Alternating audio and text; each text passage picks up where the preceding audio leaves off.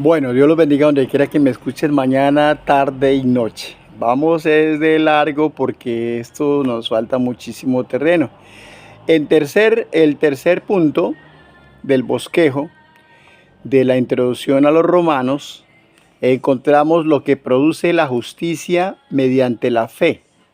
Lo que produce la justicia de Dios mediante la fe del capítulo 6, versículo 1 hasta el capítulo 8, versículo 30. Y allí encontramos repartidas ciertas cosas.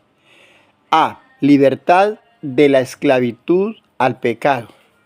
Romanos 6, 1 al 23. Ahí nos habla de la libertad de la esclavitud al pecado.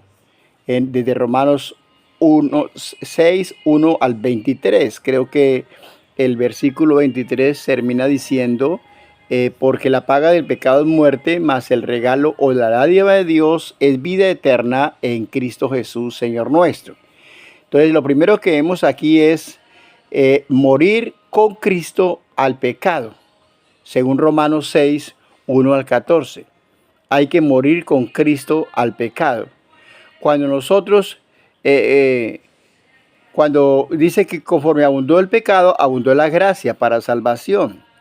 Pero dice también que cuando nosotros somos bautizados, en el momento que somos sumergidos, somos sepultados juntamente con Cristo. En el momento que somos sacados del agua, somos resucitados juntamente con Cristo para vivir una vida nueva.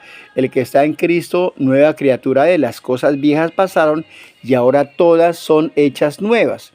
Entonces aquí vemos cómo la libertad de la esclavitud al pecado la vemos en Romanos 6, 1 al 23. Somos libres del pecado por medio de nuestro Señor y Salvador Jesucristo, a quien hemos aceptado en nuestro corazón. Segundo, vivir con Cristo como siervos de justicia. Romanos 6, 15 al 23. Vivir con Cristo como siervos de justicia, no por nosotros ni por nuestras obras, sino por la justicia de Cristo, porque Él pagó por nosotros, Él pagó por nuestra libertad, Él pagó nuestro rescate, Él pagó por nuestra salvación.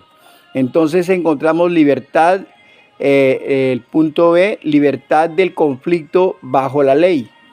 Aquí hay un pasaje bastante difícil de entender y es el capítulo 7. Capítulo 7. El capítulo 7, versículo 1 al 25.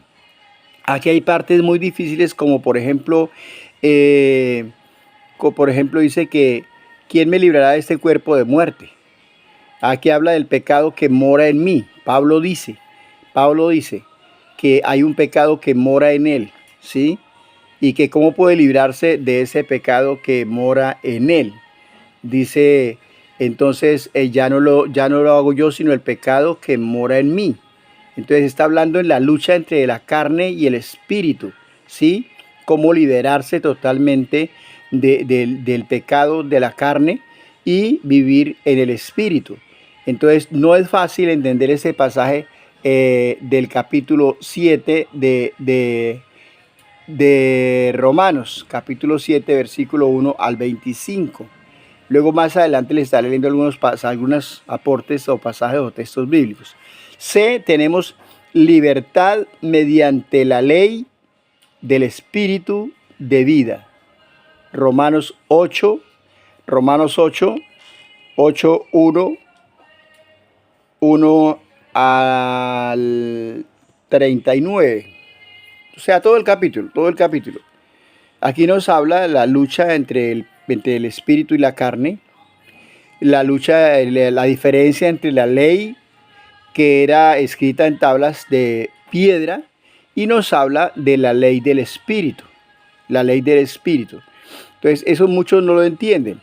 Ahora nosotros no estamos bajo la ley de aquellas piedras, de aquellos escritos, sino estamos bajo la ley del espíritu, porque la ley de las piedras aquellas era una ley que era para muerte, porque la paga del pecado es muerte y el que pecaba, según esa ley, debía morir. Por ejemplo, si alguien lo encontraban en adulterio o adulterando, o siendo infiel, lo podían matar. A piedra lo mataban de una. Si alguien lo encontraban recogiendo leña al día de reposo, lo podían matar también. si alguien mataba a otro, también lo podían matar. O sea, era como ojo por ojo y diente por diente. Entonces ya no estamos bajo esa ley de antigüedad, porque todo eso representaba a Cristo, ¿sí? Era sombra de lo que ha de venir. Ahora estamos bajo la gracia, y si alguno hubiere pecado, sea adulterio, sea quebrantamiento de día de reposo, lo que sea, si alguno hubiere pecado, abogado tenemos para con el Padre, a Jesucristo el justo.